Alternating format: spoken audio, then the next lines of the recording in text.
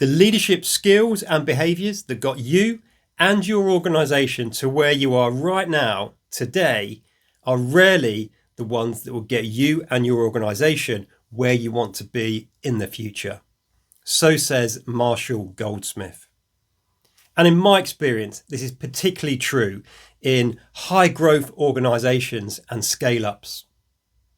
In these companies, the major bottleneck is rarely sales, operations, or even access to funding, but rather it's the leadership capability that exists within the organization.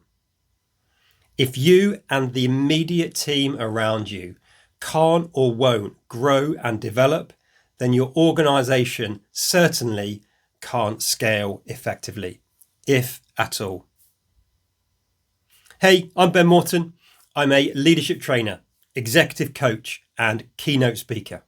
And everything I do is designed to help create a world where people can come to work inspired to give their absolute best for the organization to help them achieve their goals, whilst going home to their loved ones at the end of each day feeling both recognized for what they do and appreciated for who they are.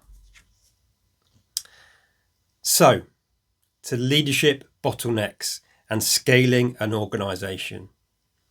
Leadership becomes one of the major bottlenecks or log jams in an organization when leaders try to stay involved and in control of absolutely everything that is happening within the organization, and they start to become spread too thin to be effective.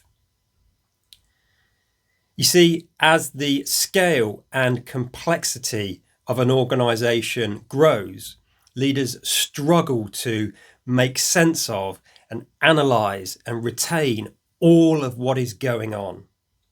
And as a result, decision making slows dramatically. So you can see, without leadership development, without effective leadership, the organization hits a growth ceiling. So how do we do it? How do we scale leadership so that the organization can grow and scale? Well, as is often the case, I've got 3 simple ideas and tactics for you to take away and try.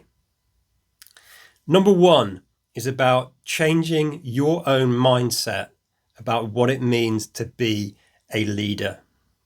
The leader's role changes as the organization goes from startup to scale up to maybe pre-sale and exit.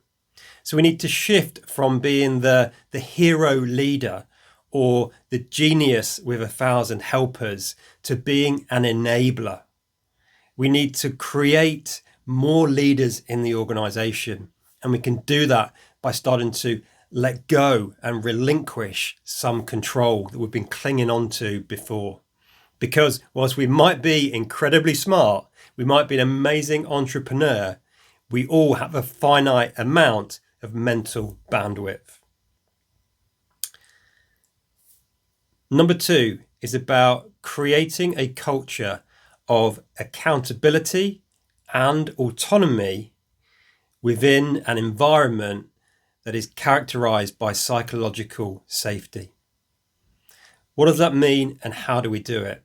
Well, we need to make sure that everyone in the organization is totally clear about where we're going and ultimately what we are trying to achieve. Part of our job as a leader is to constantly communicate that message, remind people of where we're going, what we're trying to achieve, what the main effort and true priorities are.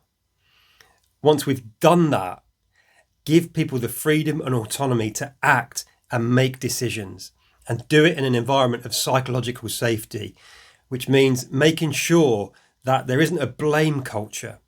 If someone makes a decision in good faith that they think is moving them towards the organization's goals, make it okay that they made a mistake. Encourage them to flag it early so that you can fix it.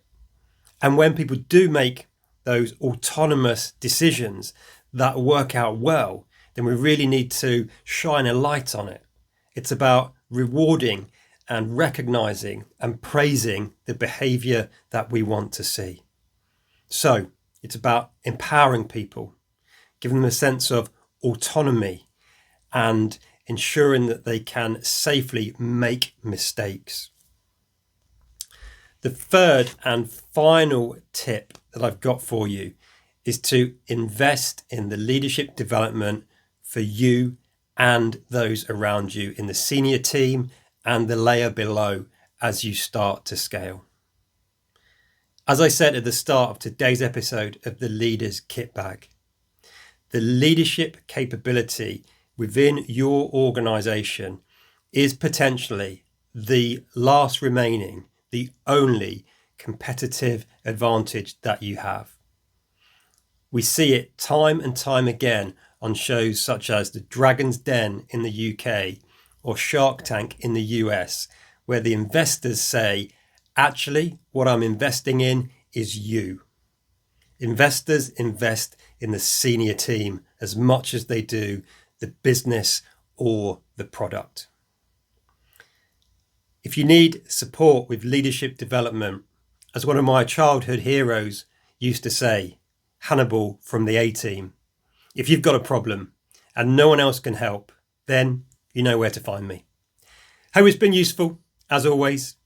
Until next time, look after yourself, look after the people you've got the privilege and responsibility to lead.